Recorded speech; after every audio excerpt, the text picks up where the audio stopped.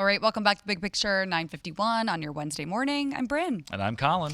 All right, we're talking about school and stress. And the American Institute of Stress reports that 75% of high schoolers and about 50% of middle schoolers are constantly stressed. I can see that, I suppose.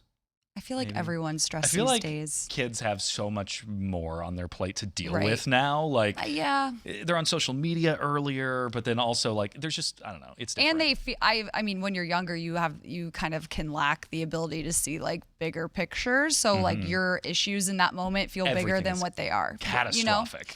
But we speak to Dr. Ariana Howitt. She is with the Kids Mental Health Foundation. And we talked to her about the signs that parents should look out for when, they're back to school, they may be seeming stressed, and when to ask for additional help. All right, joining us now, we have Dr. Ariana Howitt. She is a pediatric psychologist at Nationwide Children's Hospital. Dr. Howitt, thank you so much for joining us today. Hi, good morning.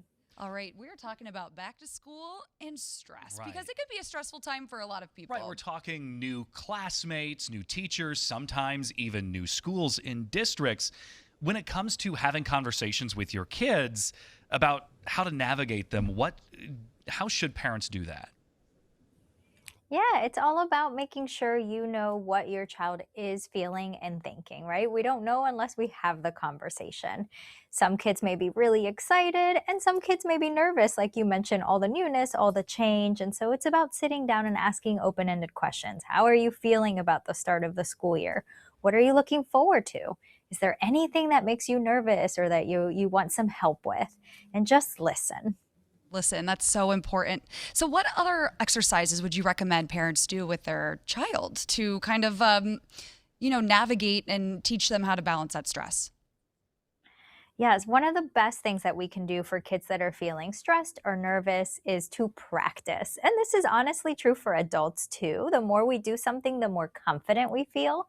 So if a child is feeling nervous, let's say about a new bus stop, or if they're going to middle school and they're afraid and nervous about walking from one classroom to the other for the first time, it's about going and practicing.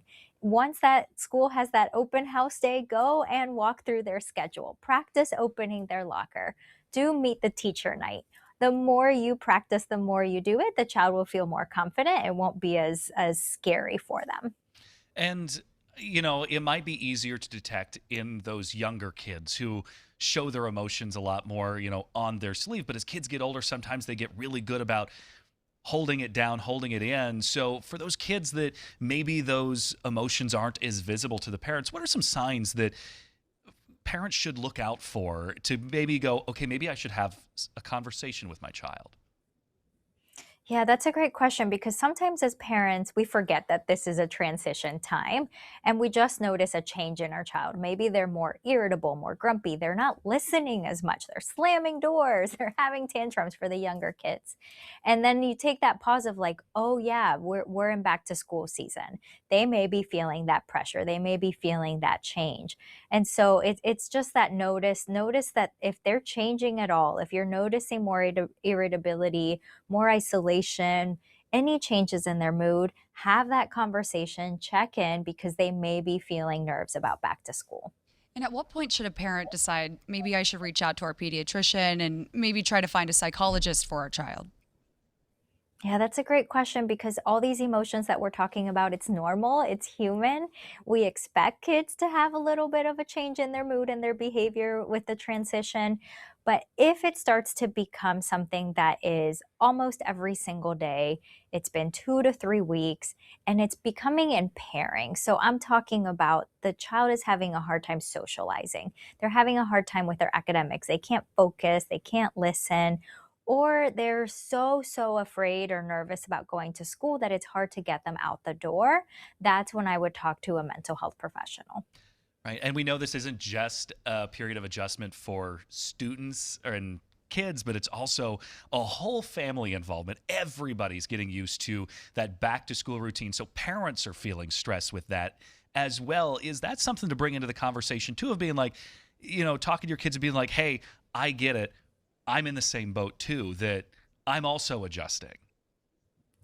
Absolutely. I mean, kids really feed off of whatever emotion the parent is feeling. And this time is stressful for parents too, right? You're getting those daily emails or even more. You're having to coordinate calendars, events, back to school checklist.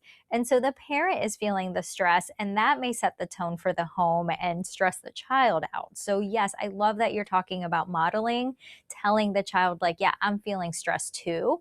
And then talk about how you're coping with it. You know what? I'm sitting down and I'm making the calendar for the next month to help myself plan, or I'm going to do a little dance break to help me shake it out, whatever that is. But the kids are watching you. That's how they learn. Right. And sometimes being vulnerable, I feel like with your own children can be helpful as well, just to kind of help them learn and process emotions. So, Dr. Howitt, thank you so much for joining us today. We appreciate it.